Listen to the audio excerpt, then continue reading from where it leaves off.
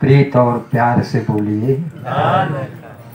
साथ संगत जी, आप सब संत महापुरुषों की महान कृपा, जो आप दर्शन दे रहे हैं साकार मूर्ति।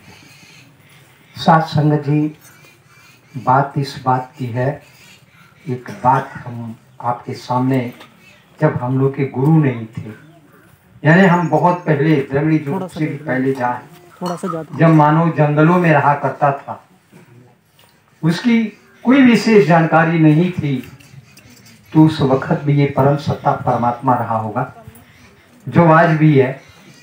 अब इस बात को जानने के लिए सदियों से जो परमात्मा का बोध कराया गया, ईश्वर का दर्शन और दीदार कराया गया। अब एक बात सबसे प्रश्न ये उठता है कि जब हम परम सत्ता परमात्मा को जान गए तो अब क्या बाकी रहा। लेकिन बाकी ये है अपना व्यवहार। जब मुझे पता लगता है कि हम ही सब में विराजमान है, तो कभी कोई भी व्यक्ति ऐसा नहीं चाहेगा कि हम अपनी क्षति अपने आप करें।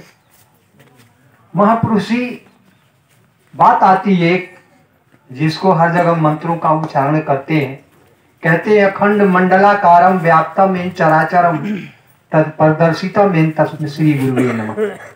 जो अखंड है माने टुकड़े में नहीं है, मंडलाकार है माने जगत के सभी प्राणियों को घेर रखा है, चर और अचर सब में एक समान रूप से व्याप्त है, ऐसे परमात्मा का जो दीदार करा देता है, उसे ही हम समय का सद्गुरु कहते हैं। महापुरुषी शब्दों का हेरा फेरी है, साजन सजनी हम दोनों एक हैं, कहन सुनन में दो, प्रेमी और प्रेमिका, ईश्वर और जीव, कहने में तो दो हैं, कहन सुनन में दो, लेकिन मन से मन को तौलिए, मन कबहू न दूजा होए। कहा जा दोनों एक ही है, दोनों एक ही सत्ता है।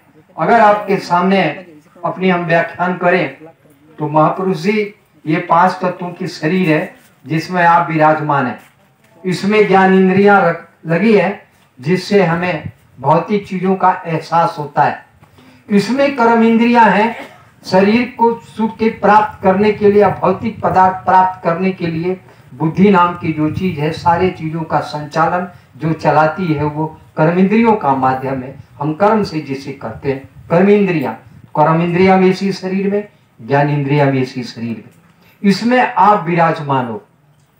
तो अगर सबको हम जुदा कर दें, जुदा माने अलग अलग कर दें, 5 तत्वों का अलग कर दें, तो कर्म इंद्रिया और ज्ञान इंद्रिया अपने आप ही अलग हो जाएंगे। फिर अब बचेगा आपका असली स्वरूप। जब आपका वो असली स्वरूप है, जिसको कि कबीर साहब ने एक जगह पूछा था कि उनके यहाँ एक व्यक्ति गया, बोला साहिब जी हैं, तो उनके परिवार वालों ने कहा नहीं है, गए हैं।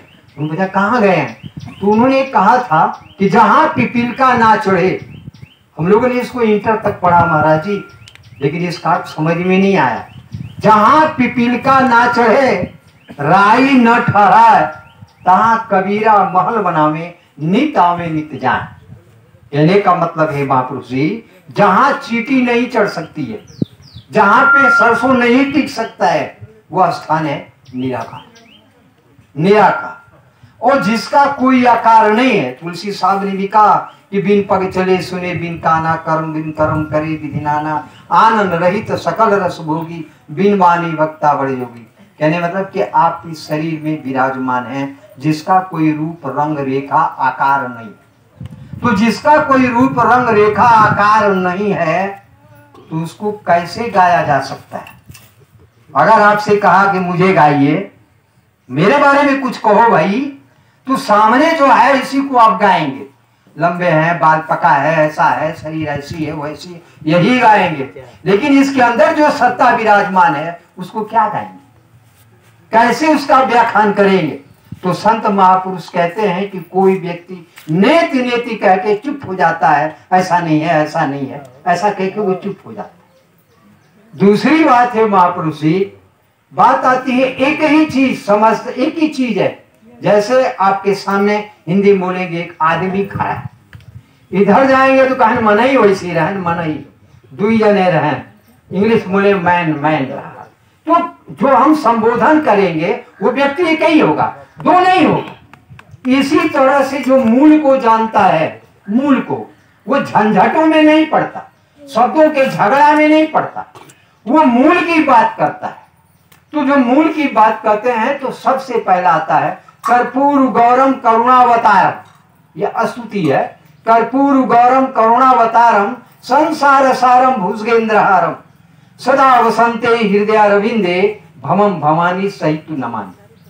कहते हैं मां कर्पूर के गौर वर्ण के समान, करुणा का अवतार, संसार सारम, जितने चीज दृष्टि में जो नजर आ रहा इसका सकल पसारा है, दीन दुखी भक्तों का रक्षक जग का सृजन हारा है। यानी कहा कि जो दिखाई दे रहा है, जो नजर आ रहा है, ये सब आने जाने वाला है। अगर ये सब समाप्त हो जाएगा तो कौन बचेगा? केवल आप बचे। तो कबीर साहब ने कहा था जाके हृदय साच है ताके हृदय आप। इस आप की बात होती है। जब इस आपकी बात होती है तो शिव का मतलब होता है निराकार, महेश का मही धन ईश्वर, ऐसा देवता जो सब में मिला हुआ हो, महेश हो गया। शंकर माने ऐसा ही मिश्रण शब्द होता है शंकर। विष्णु माने सारे विषाणियों से युक्त, सारे कीट जितने जगत के प्राणी है, कीड़े मकोड़े, सबको अपने अंदर समेटे हुए। तो ये निराकार जो ब्रह्म है, अखंड मंडलाकार है, तो जगत के सारे प्राणी इसी में विराजमान है ना मात्र, इसके बाहर तो कुछ है।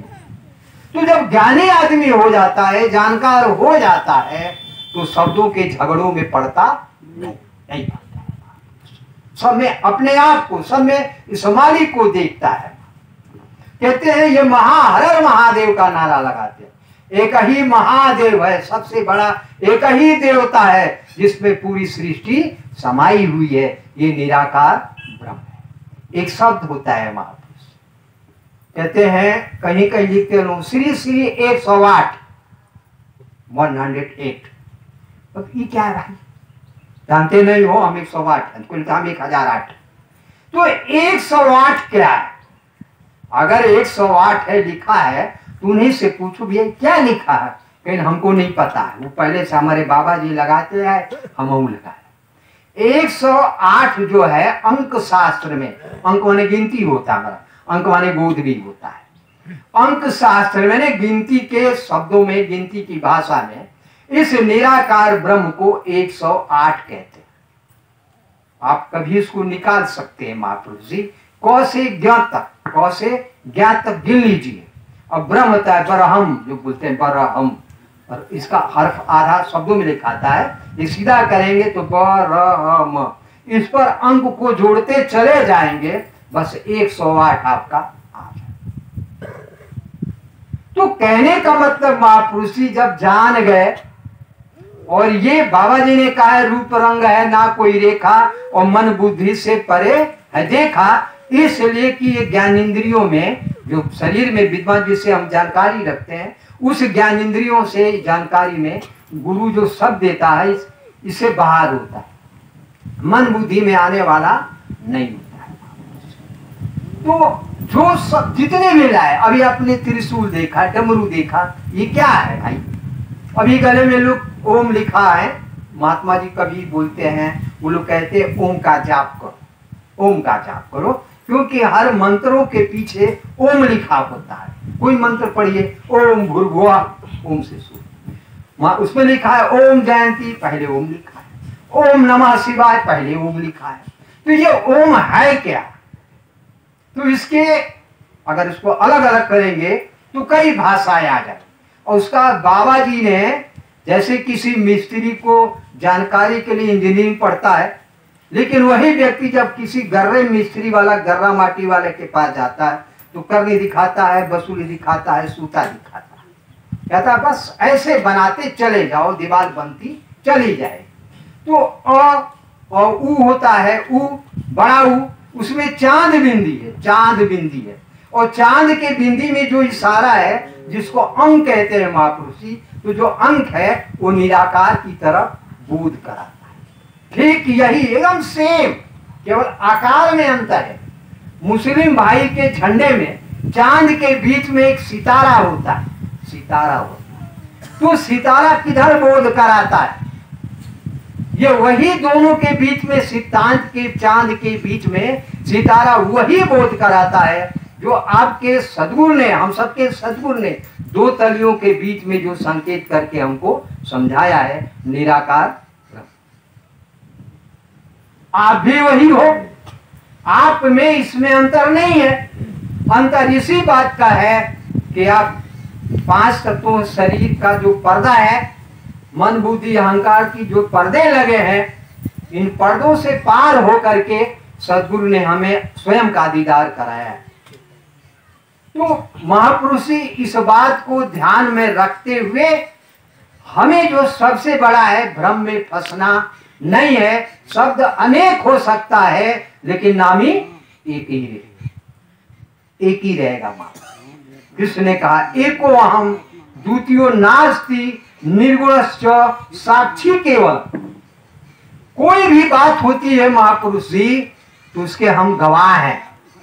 हमने किसी के साथ दुर्व्यवहार किया तो हमें दूसरे की गवाही नहीं देनी पड़ेगी।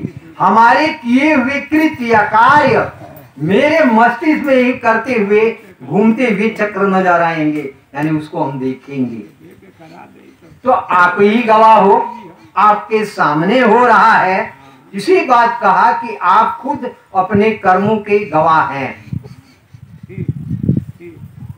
तो एक ही मालिक, दो नहीं, और एक ही मालिक के नाम अनेक हो सकते हैं। तो पहले प्रण बता दिया जाता है कि जिसकी वस्तु उसकी समझो आप नहीं, आपने जिसको धारण किया, तन है मालिक का है, प्रकृति के देन। अगर कोई कहे महापुरुष तो फिर भेद क्यों है? फिर भेद क्यों है? ये काले हैं, हम गोरे हैं, ये छोटे हैं, ये बात नहीं मानते हैं, ये जिद्दी हैं, ये ऐसे रहते हैं, वैसे रहते हैं। ये सारे कार्य प्रकृति की भिन्नता है। प्रकृति की भिन्नता है। किसी की बुद्धि ज्यादा है, किसी की बुद्धि कम है, किसी की आंख छोटी है, किसी की आंख बड़ी है, किसी की नाक लंबी है। लेकिन नाक लंबी हो या छोटी हो, सुगंध का काम तो बताएगी ना महापुरुष। तो ऐसे मालिक ने आपको भ्रमों से दूर रखा है। और एक बात मेरे समझ में आती है महापुरुष जी, कि आप पोथी से दूर हो जाओ, पोथी फंसा देगी, पोथी फंसा देगी। पोथी से दूर हो जाओ महापुरुष। कबीर साहब पोथी से दूर रहे तो उन्होंने बहे बहाए जाते थे, बहे बहाए जाते थे लोक वेद के साथ। हम तो बहते गए, लोग वेद परंपराओं में बहते चले।